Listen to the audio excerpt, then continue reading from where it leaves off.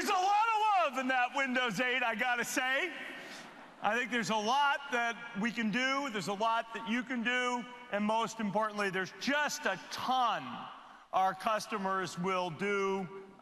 Incredible capability packed in the Windows 8 platform. But before we get back to questions, there's one more thing we'd like to show. Just one more thing.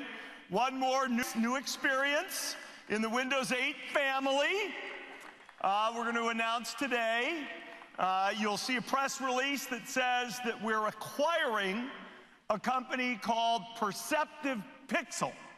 Perceptive Pixel is a leader in large-scale, multi-touch, and stylus displays. And when you couple the PPI large touch and stylus displays with great PCs from our OEM partners, it really opens up new possibilities for business, for education, for productivity, for learning, and for collaboration. And I'll tell you, we got a lot of work to do to bring the prices down, have them be more accessible and more affordable. But we do want to show you the work we'll be bringing to market from Perceptive Pixel. And to do that today, please welcome on stage Jeff Hahn, founder of Perceptive Pixel and a new Microsoft employee. Jeff.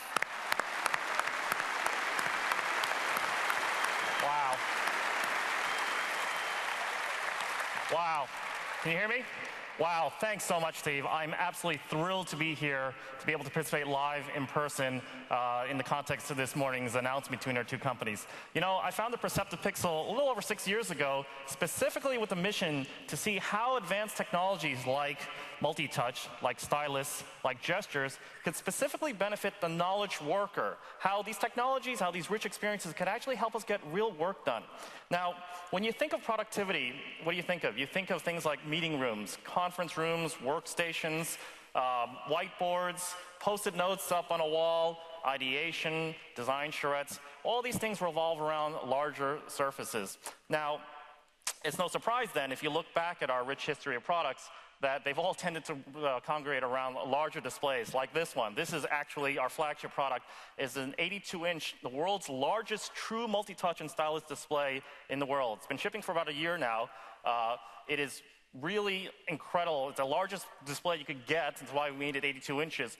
Full HD, handles hundreds of multi-touch points at the same time. It's truly unlimited.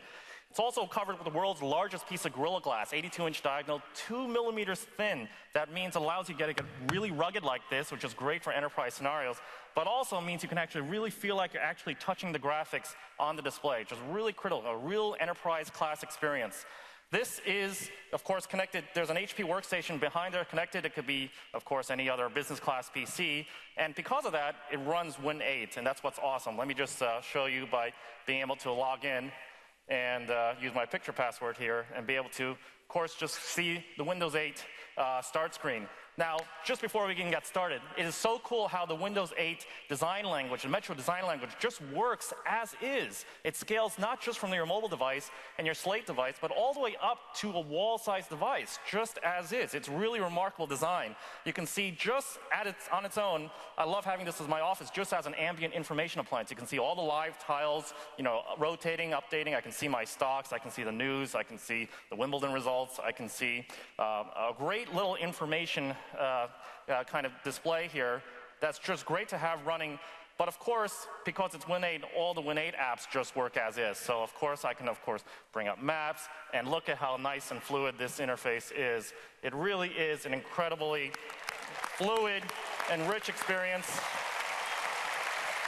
You can see how nice it is.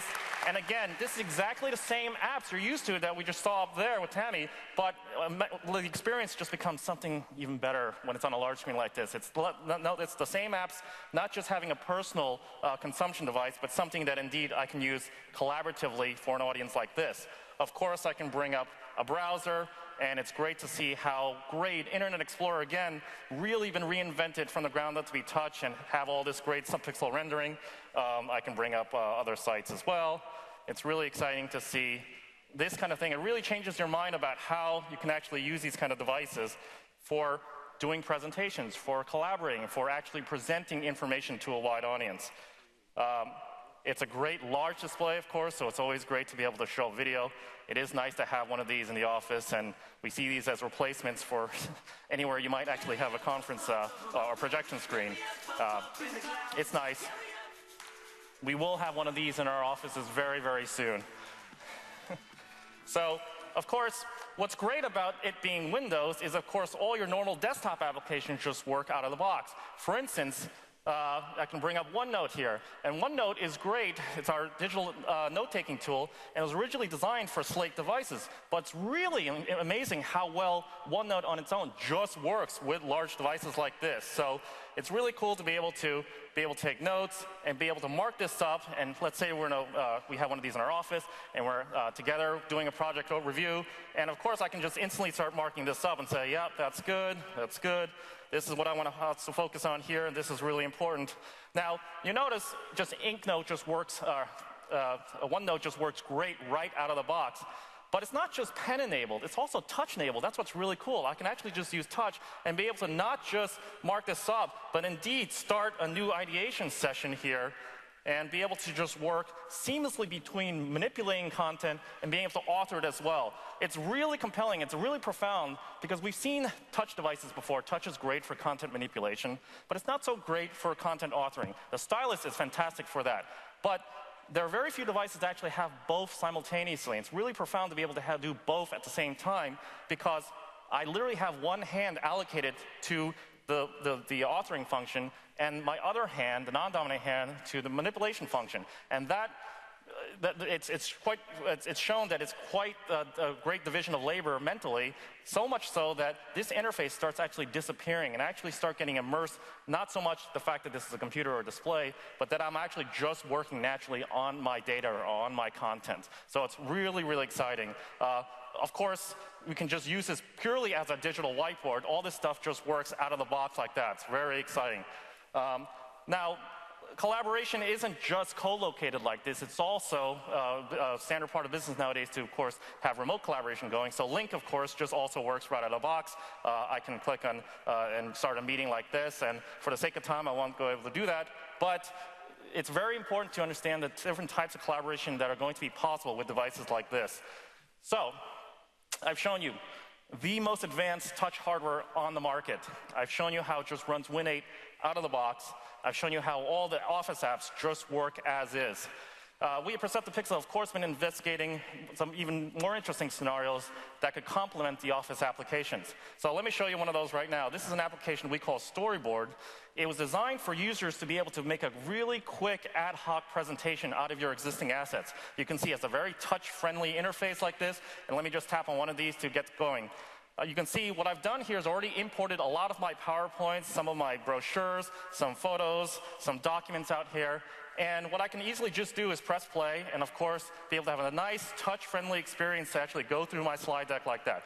Very nice. These are all live actual data types as well. So these are embedded maps and other rich types like that. Here's our manufacturing facilities over in Portland. We actually do all of our manufacturing here in the US. It's very, very exciting. Now, what's really cool, though, is really have a rock star set of teams that really manufacture stuff from the ground up. Now, what's really cool is, of course, I can always just random access and decide to jump to another point in my presentation. And we want to go a little bit further than that. How many times have you actually had to go do a presentation you have backup slides? Well, I always do. And the reason for that is that you actually want to be reactive and responsive to how your audience is actually being engaged. So one of the really cool parts about Storyboard is this mode here, where I can actually show a flow graph and make a nonlinear presentation here. So for instance, what I can do is, all right, well, starting from here, and maybe after this, I actually want to branch up there, depending on if I need to at the time or not, and be able to actually have a nonlinear narrative. So again, when I press play, instead of just going here or here, I can decide to actually have maybe a much more multimedia-rich presentation.